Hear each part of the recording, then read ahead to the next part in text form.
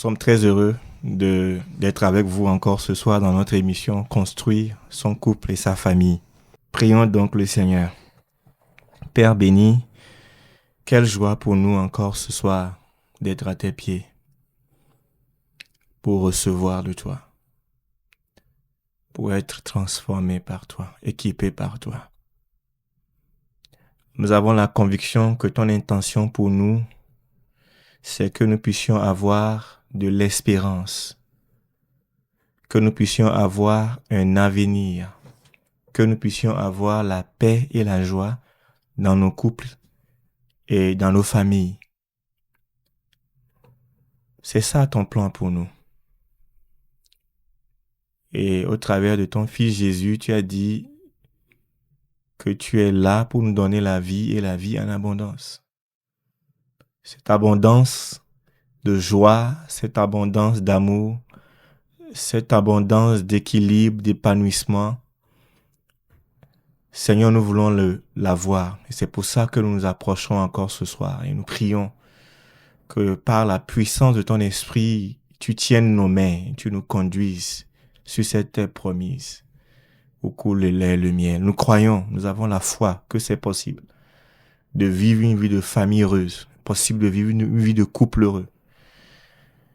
Et nous nous remettons en tes mains afin que tu nous enseignes et tu nous donnes la force d'obéir à tes instructions pour y arriver. Bénis l'émission de ce soir, bénis chaque auditeur et que toute chose te donne gloire au nom de Jésus. Amen. Amen. À qui pourriez-vous donc me comparer? Demande l'unique vrai Dieu. Qui pourrait être mon égal? Regardez le ciel, là-haut. Voyez qui a créé les étoiles, qui les a fait sortir au complet comme une armée à la parade. Il les embauche toutes par leur nom. Sa force est si grande et son pouvoir est tel qu'aucune ne manque à l'appel. Israël, peuple de Jacob, pourquoi affirmes-tu? Le Seigneur ne s'aperçoit pas de ce qui m'arrive. Mon bon droit échappe à mon Dieu. Ne le sais-tu pas? Ne l'as-tu pas entendu dire? Le Seigneur est Dieu de siècle en siècle. Il a créé la terre d'une extrémité à l'autre. Jamais il ne faiblit, jamais il ne se lasse. Son savoir-faire est sans limite. Il redonne les forces à celui qui faiblit. Il remplit de vigueur celui qui n'en peut plus. Les jeunes eux-mêmes connaissent la défaillance. Même les champions trébuchent parfois. Mais ceux qui comptent sur le Seigneur reçoivent des forces nouvelles. Comme des aigles, ils s'élancent, ils courent, mais sans se lasser. Ils avancent, mais sans faiblir. Amen. Amen. Bien-aimés fidèles auditeurs, nous avons à la dernière émission parlé de l'importance de communiquer à nos enfants, d'aider nos enfants à entrer dans une relation personnelle avec Dieu, d'expérimenter une conversion véritable, une nouvelle naissance, de faire l'expérience vivante du salut. Vous vous souvenez bien de tout ce que nous avons partagé. Nous voulons vraiment vous encourager à continuer par laisser venir à Dieu, laisser venir à Jésus vos enfants. Parce que c'est la clé, c'est la source. Lorsque votre enfant expérimente une rencontre vivante et personnelle avec Dieu et que l'Esprit de Dieu vient rester dans son cœur, vous êtes sûr que cet enfant va rentrer dans sa destinée. C'est cette condition ajoutée à tout ce que nous avons dit dans les émissions antérieures depuis très longtemps qui fait progresser l'enfant dans le plan de Dieu. Alors, n'hésitez pas à fléchir les genoux, à prier. Priez pour votre enfant. Dites à Dieu Je veux qu'il puisse entrer dans une relation personnelle avec toi. Que ce ne soit pas un religieux, que ce ne soit pas quelqu'un qui fait les choses de l'extérieur, mais que quelqu'un qui fait les choses de l'intérieur parce qu'il est connecté à toi. Et nous devons fléchir les genoux donc et prier pour nos enfants afin qu'ils puissent arriver à cette rencontre personnelle. Et nous devons saisir les occasions de la vie de tous les jours, la vie de tous les jours, les temps de lecture biblique en famille, pour leur expliquer clairement le plan du salut. Le plan du salut. Comment arrive-t-on au salut? Et la Bible nous le dit. Christ est mort à la croix. C'est quand nous mettons notre foi dans la mort et la résurrection de Christ qu'on arrive au salut. Croire, mais aussi recevoir. La Bible dit dans 1 Jean 12, à ceux qui l'ont reçu, à ceux qui croient en lui, il a donné le pouvoir de devenir enfants de Dieu. Nous devons expliquer clairement à nos enfants quel est le processus. Il faut d'abord tourner le dos à son péché. Il faut ensuite venir à la croix et croire ce que Jésus-Christ a fait à la croix. Il faut lui ouvrir son cœur et l'accepter dans son cœur. Et ce pas-là doit être fait intérieurement et personnellement. En faisant cela, en saisissant les occasions, nous créons les conditions pour que nos enfants aient l'opportunité de rencontrer le Seigneur vraiment. La vie chrétienne ne s'arrête pas à cette rencontre avec le Seigneur. C'est une vie qui débute par là. Il faudra maintenant que nous puissions aider nos enfants à développer une relation avec ce Dieu. Une relation avec ce Dieu. Et c'est ce que nous allons voir dans l'émission de ce soir. Comment le faire? Comment aider nos enfants à développer une relation avec Dieu? Oui.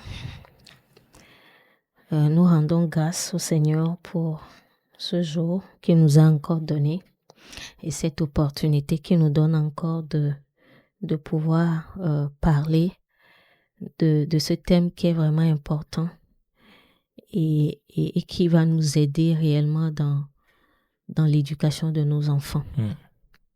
Et ce soir, particulièrement, nous allons parler de comment aider nos enfants à développer une intimité avec Dieu.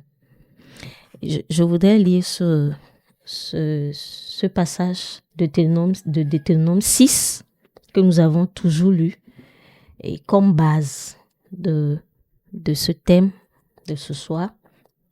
Deutéronome 6, verset 4 dit « Écoute, peuple d'Israël, le Seigneur notre Dieu est le seul Seigneur. » Verset 5 dit « Tu dois aimer le Seigneur ton Dieu de tout ton cœur, de toute ton âme et de toute ta force. » Verset 6 « Les commandements que je te communique aujourd'hui demeureront gravés dans ton cœur. » Verset 7 dit « Tu les enseigneras à tes enfants. Tu en parleras quand tu seras assis chez toi ou quand tu marcheras le long d'une route, quand tu te coucheras ou quand tu te lèveras. Pour ne pas les oublier, tu les attacheras sur ton bras et sur ton front. Tu les écriras sur les montants de porte de ta maison et sur les portes de tes villes. » Alors, d'après ce verset, nous avons vu dans ce verset vraiment que pour aider, le premier point qui va nous conduire à aider nos enfants à développer une intimité personnelle avec Dieu, c'est être soi-même un modèle d'intimité avec Dieu pour nos enfants. Ici, verset 7, verset 6 dit « Les commandements que je te communique aujourd'hui demeureront gravés dans ton cœur. » Et 1 Corinthiens 11, verset 1, Paul aussi nous dit ceci, il dit « Suivez donc mon exemple, comme moi, de mon côté, je suis celui que le Christ nous a laissé. » Donc, je pense que nos églises, nos pasteurs, nos moniteurs peuvent nous aider dans cette tâche, mais nous devons savoir que nous, les parents, nous sommes les premiers exemples d'une vie d'intimité avec Dieu pour nos enfants. Et en tant que parents, nous avons une grande influence sur nos enfants parce qu'ils vivent avec nous. Et notre relation avec Dieu va les affecter. Et notre vie de foi de tous les jours et va encourager la foi chez nos enfants. Donc, nous sommes les premiers exemples de nos enfants. Jésus a été notre exemple parfait. La parole de Dieu dit, tôt le matin, Jésus se levait et il allait dans un lieu désert pour prier. Donc, il a été notre exemple, comme Paul l'a dit ici. Paul qui suivait l'exemple de Jésus. En même temps, il donnait cet exemple-là pour d'autres chrétiens, pour d'autres personnes, pour même son fils Timothée. Voilà. Et pour les Corinthiens. Il était un exemple de vie d'intimité avec Dieu pour ces Corinthiens-là. Il y a un poète qui a écrit ceci, il dit « Je préfère voir un sermon plutôt que d'en écouter un chaque jour. » Donc, je pense que développer une vie d'intimité, aider nos enfants à développer une vie d'intimité va dépendre de l'intimité que nous-mêmes, en tant que parents, nous développons avec Dieu, de notre dépendance. Si nos enfants nous voient prier, lire la parole de Dieu, méditer la parole de Dieu, et je pense que eux aussi, ils seront poussés à faire de même. Par rapport à ce thème, parce que nous sommes des modèles d'intimité avec nos enfants, je vais parler de cette histoire d'un fermier et qui parlait souvent à son fils cadet de la confiance en Dieu. Et un jour, pendant que ils ont semé, ils ont fait un champ, et pendant que le temps des moissons arrive, quelques jours avant, et il y avait une tempête qui a détruit, qui a dévasté tout le champ. Et le père et son fils, le lendemain, traversaient le champ ensemble et il était en train d'observer les dommages causés par la tempête. Et en marchant, le garçon s'attendait à voir son père pleurer, crier, se plaindre de désespoir. Mais qu'est-ce que le petit garçon a vu? Il a commencé par entendre son père qui fredonnait calmement un hymne de louange. Et cette chanson disait « Christ, rocher percé pour moi, je viens m'en remettre à toi. » Donc, ce jour-là, en fait, l'enfant a compris finalement la leçon à propos de la confiance en Dieu que son père essayait de lui enseigner. Donc, le chant que son père avait fredonné et pendant ce temps d'ennui a passé la leçon de la tête de l'enfant à son cœur. Donc, notre exemple de relation personnelle avec Dieu, notre vie de foi quotidienne enseigne plus à nos enfants. Voilà. Oui, vraiment. Nous devons savoir que nous sommes une Bible ouverte pour nos enfants et que chaque jour, nos enfants nous observent. Et il y a un grand-papa qui donne ce témoignage quand ses petits-enfants ont été laissés auprès de lui alors que son fils et sa belle-sœur étaient allés à une sortie. Et il dit que le matin, très tôt, quand il s'est réveillé, il a vu le petit garçon de 2 ans, 3 ans, assis dans le salon, dans un coin du salon, avec un livre à la main.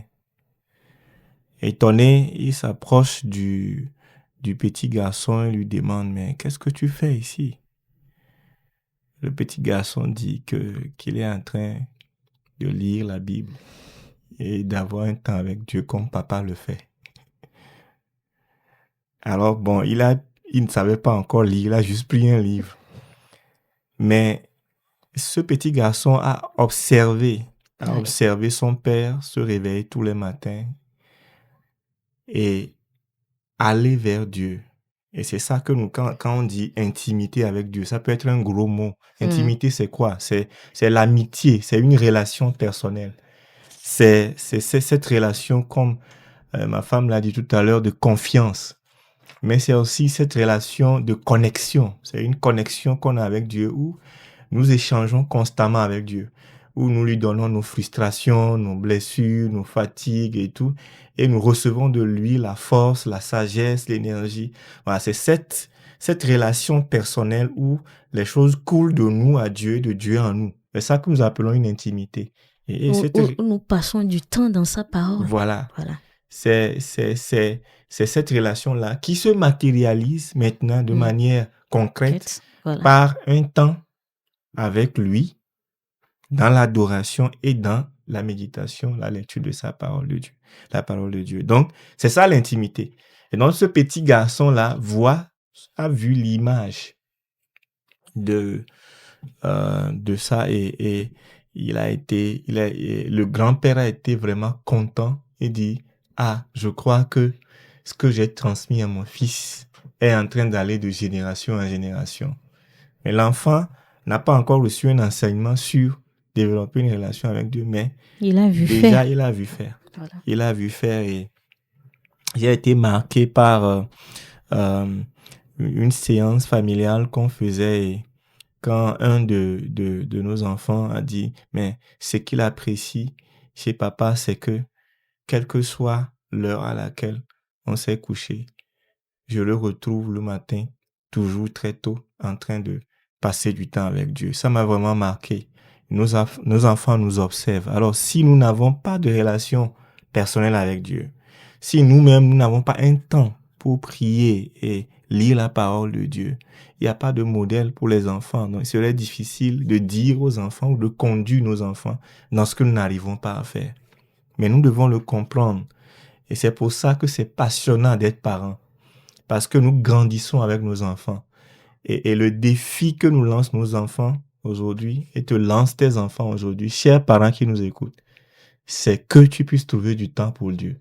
Et tu commences par avoir une relation avec Dieu. Alors, ton enfant peut aussi avoir une relation avec Dieu. Et vous pouvez relever ce défi ensemble. Et ce serait du bien pour toi en tant que parent, mais du bien aussi pour l'enfant. Et c'est ce que je voudrais ajouter pour encourager sur ce point-là d'être vraiment un exemple. Ne soyez pas découragés juste parce que vous dites, là, moi, je ne peux même pas faire ça, je ne peux rien dire à mes enfants parce que actuellement, je me réveille, je n'arrive pas à prier, je ne fais pas, etc. Vous pouvez encore commencer aujourd'hui, trouver un temps, ne serait-ce que 10 minutes, 15 minutes, commencez doucement, et vous arrêtez en début de journée, passez du temps avec des cantiques personnels, seul à seul avec Dieu, et prenez la parole de Dieu avec les guides que nous avons, le lecteur, notre pain quotidien, le lectionnaire de l'EPT. Nous avons des guides autour de nous et nous pourrons lire les textes, réfléchir et prendre une décision face à la parole de Dieu. Nous pouvons commencer et initier nos enfants à le faire. Je voudrais nous encourager à cela. Quand nous voyons les musulmans, vous voyez les musulmans, comment ils font pour leurs enfants. Dès que l'enfant est truc, il l'amène à la mosquée. En même temps que le papa lève les mains, prie, l'enfant aussi imite. Et très tôt, il rentre dans ça, ça devient sa culture. Et c'est pour ça, c'est difficile de le faire sortir de là parce que depuis bébé, il a été entraîné. Et dès que papa se met à genoux, lui aussi se met à genoux à côté. Et ce coaching dans la communion avec Dieu, nos enfants ont besoin de ça. Il suffit pas de leur apprendre à prier pour le repas, c'est bien. À prier avant de se coucher, c'est bien. Les amener à des vies Solomé ou au culte d'enfants, c'est bien. Mais ça ne crée pas une relation personnelle avec Dieu.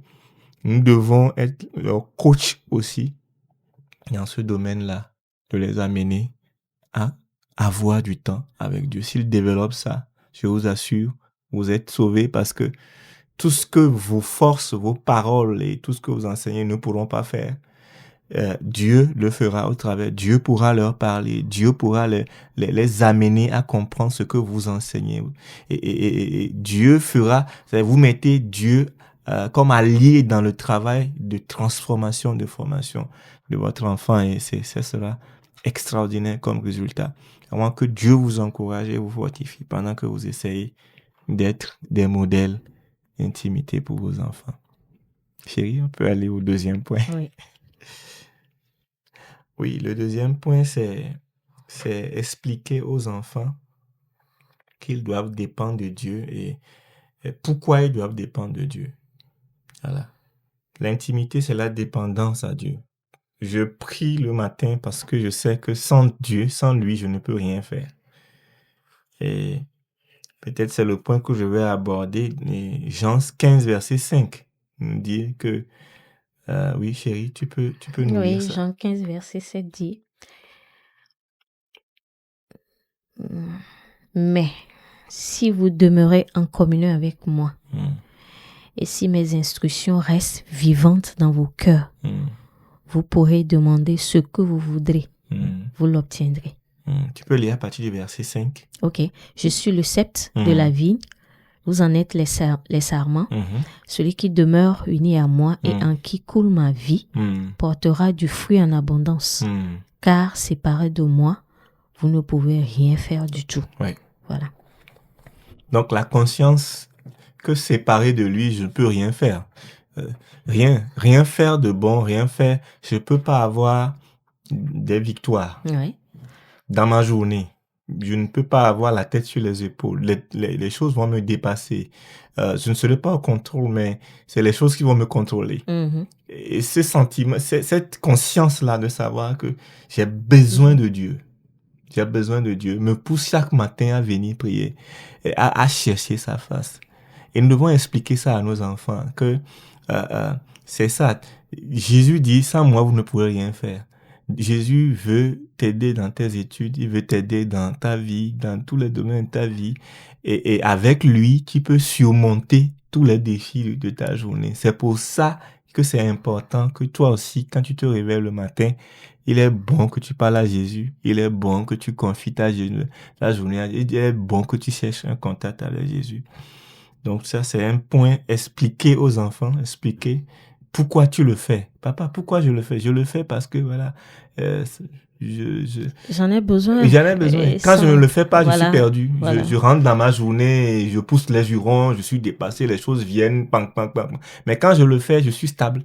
Et oui, et puis quand j'ai cette relation avec Dieu, il me donne des instructions. Voilà, il m'avertit, il me conduit.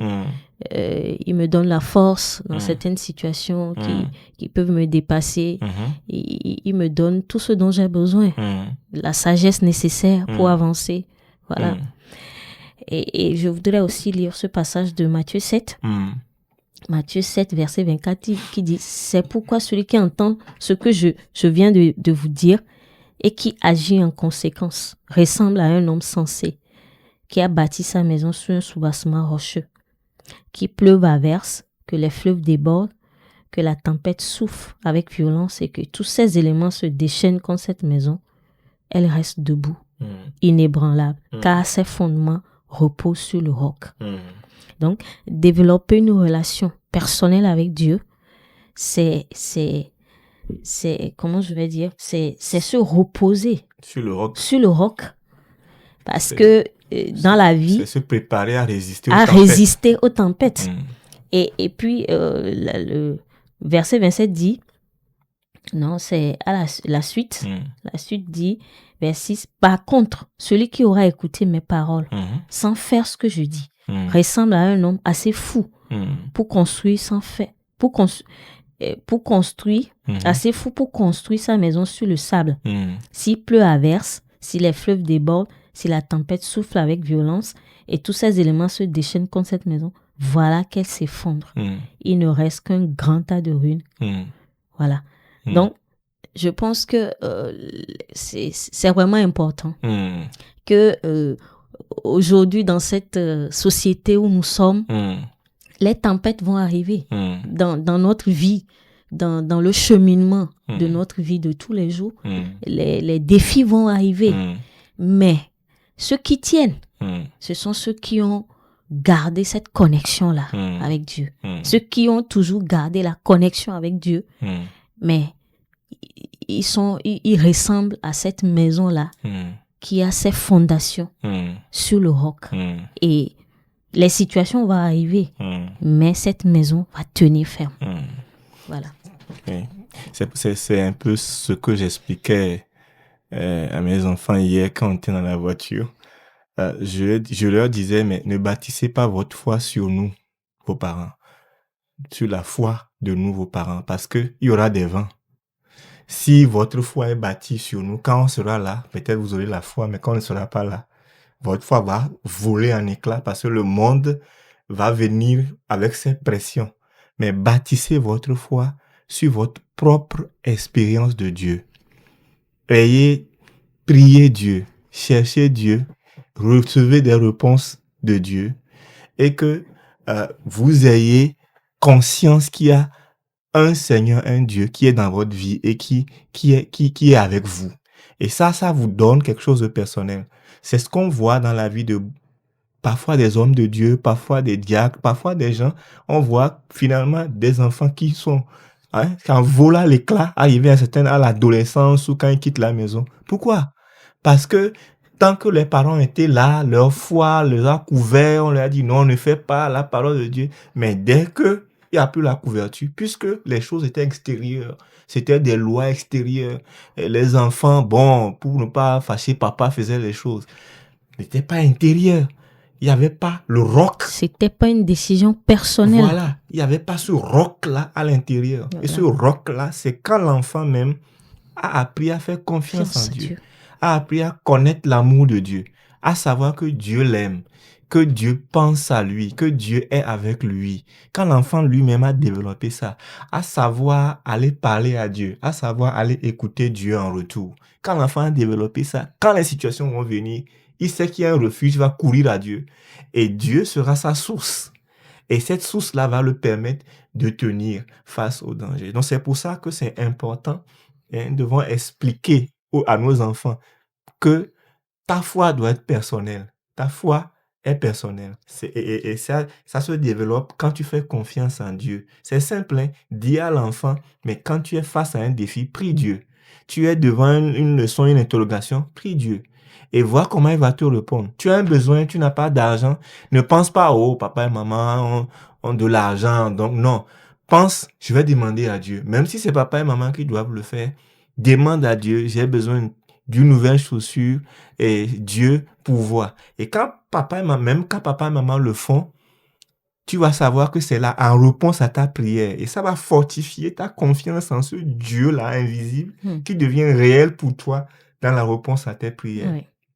C'est dans cette petite chose-là que nous devons amener petit à petit nos enfants à développer une confiance, une intimité, une réalité avec Dieu qui sera tellement personnelle que quels que soient les vents, les courants, les fausses doctrines, les pressions et tout, ils sauront que non, moi, je sais que Dieu existe, je le vis, j'ai une relation avec lui et je ne peux pas l'abandonner. Oui. Oui.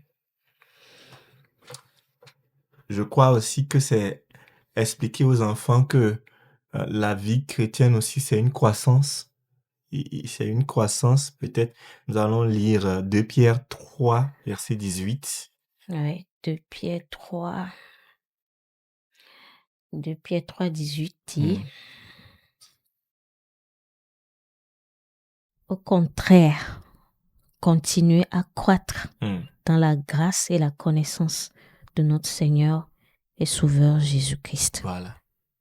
Et la Bible dit, et Jésus croissait en stature, en grâce et en sagesse devant Dieu, devant les hommes. Donc, expliquer à nos enfants qu'il y a une croissance. Les choses peuvent tomber, changer dans nos vies quand on s'expose à la grâce. La grâce, on l'obtient quand on vient en présence de Dieu. Souvent, on dit la grâce de Dieu soit sur nous, ou que Dieu nous donne sa grâce. Beaucoup de gens, quand on écoute des messages, on dit Seigneur, c'est vraiment difficile, c'est dur, mais tu vas nous donner ta grâce. Mais la Bible dit que les bontés de l'Éternel ne sont pas à leur terme. Elles se renouvellent chaque matin pour ceux qui le cherchent. Voilà. Donc, il faut aller en contact pour avoir la grâce. Chaque matin, les Israélites devaient aller dehors pour ramasser la manne. Ce n'est pas pour ceux qui restent dans leur tente et qui dorment. La manne peut tomber, mais ils auront faim.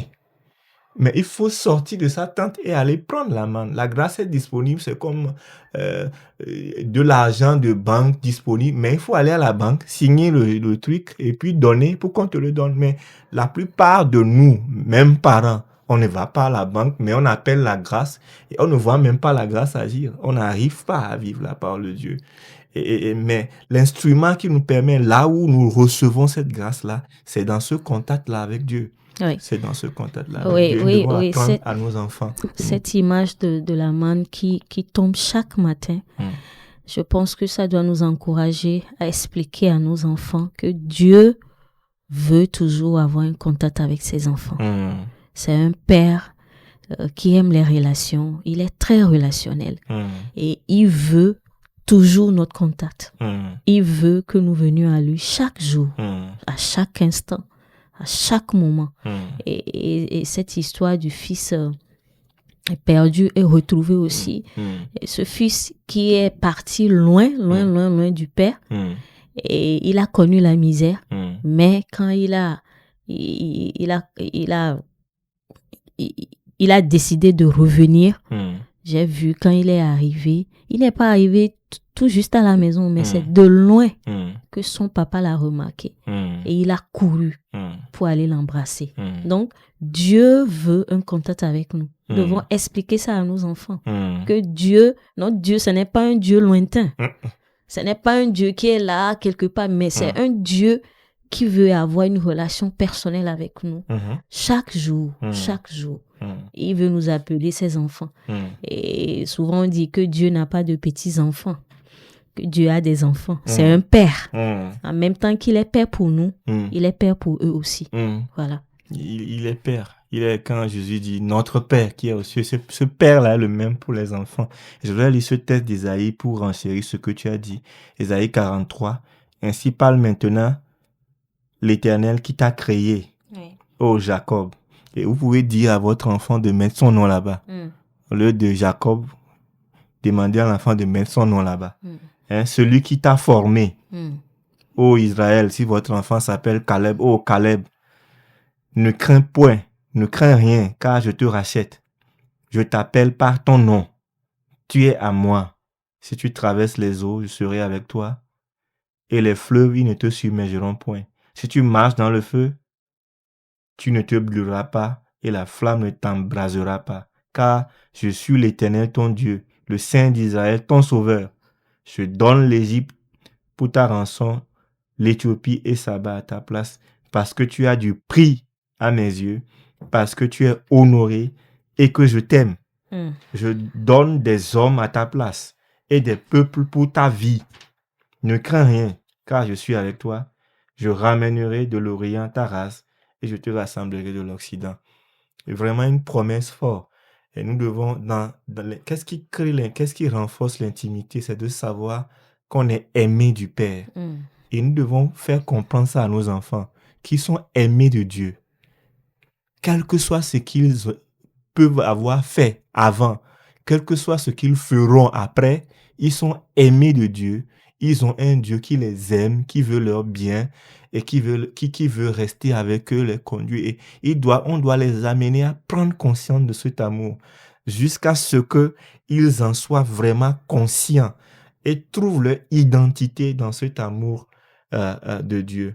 Alors, ils pourront développer une amitié avec Dieu. On veut être amis avec quelqu'un qui nous aime. Oui. On veut vraiment être amis avec quelqu'un qui nous aime. Ouais. Et donc, ça nous permet d'enlever de la tête de nos enfants l'image d'un Dieu lointain, puissant, un Dieu qui, voilà, qui est là, qui juge, qui condamne, ou un Dieu, voilà, qui est inaccessible.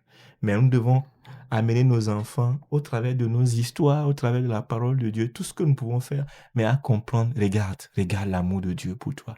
Regarde ça. Dans les petits trucs de tous les jours, même à table, dans tout ce qu'on fait, on sort, on est en train d'aller quelque part, on regarde le ciel et regarde. Ça, c'est le signe de l'amour de Dieu pour nous. Et l'enfant peut prendre conscience de l'amour de Dieu pour lui et vraiment s'attacher, se connecter à cet amour. Oui. Le verset de Jean 4, 19 nous dit « Quant à nous, nous aimons parce que Dieu nous a aimés le premier. » Ouais. Oui. Bien-aimés, je crois que vous êtes avec nous, que vous êtes en train de recevoir ce soir. Chérie, un mot de fin. Bon, tu as déjà encouragé les parents. Moi, je vais les encourager encore plus. Et que le Seigneur nous fortifie tous. Et je bénis tous les enfants aussi.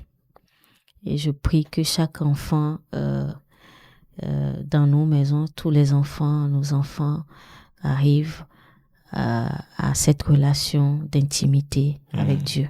Voilà.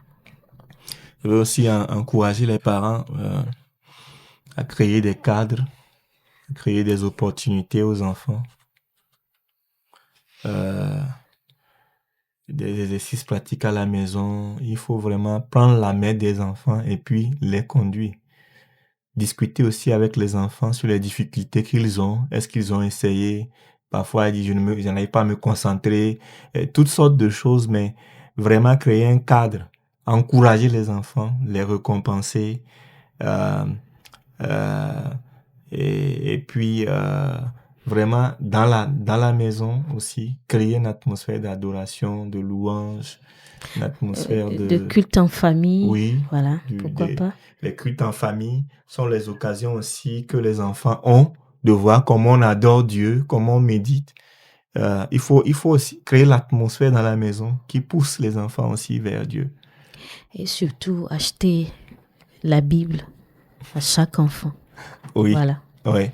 Dès que l'enfant peut lire, voilà. Je pense que il faut lui acheter une Bible. Souvent, on achète des petits trucs, qui ne sont pas des Bibles. On dit qu'il n'est pas grand. Jusqu'à 13 ans, il n'est pas grand. Jusqu'à 15 ans, il n'est pas grand. Bon, mais je pense que nous devons déjà offrir à nos enfants l'occasion, les Bibles, les occasions de pouvoir lire la parole de Dieu. Français courant. Voilà, ouais. Il y a des français vraiment... Il y a des versions courantes, voilà. Bien gros, que l'enfant peut lire. Et ce fera que du bien à nos enfants. Partager aussi nos victoires au travers de l'intimité et à table, donner des témoignages aux enfants qui vont les encourager à pouvoir avoir ces relations avec Dieu. Ouais. Bien, que Dieu vous bénisse. Je crois que nous allons prier pour la fin de cette émission. Nous voulons vraiment, tendre Père, te bénir ce soir parce que tu es bon pour nous et tu veux une relation d'amour et d'amitié avec nous. Nous avons vu dans la parole de Dieu comment tu étais ami avec Abraham. Tu as dit, Abraham, c'est mon ami, je ne peux pas lui cacher des choses. Nous avons vu comment tu étais ami avec Moïse. La Bible dit que tu parlais à Moïse face à face, comme un ami parle à son ami, et tu n'as pas changé, tu es le même Dieu. Et quand Jésus-Christ est venu, il avait aussi cette relation avec toi. Je prie pour chaque parent, afin que nous dépassions la religion, la religiosité, pour avoir une relation intime et personnelle avec toi. Une relation d'amitié qui donne envie à nos enfants, une relation qui coule de source. Seigneur, aide-nous à nous connecter à ton amour. Aide-nous à nous connecter à cette source, à cette sève dont Jésus parle, à cette vie abondante, cette source intarissable de joie, de vie et d'énergie. Aide-nous à nous connecter à cela, que notre vie chrétienne soit vivante et que cela attire nos enfants, donne goût à nos enfants. Apprends-nous à te faire confiance, à nous reposer sur toi, à dépendre de toi, à chaque fois avoir des témoignages pour construire nos enfants. Merci de bénir chaque maison, chaque famille et de ramener chaque enfant vers toi. Au nom de Jésus. Amen. Amen.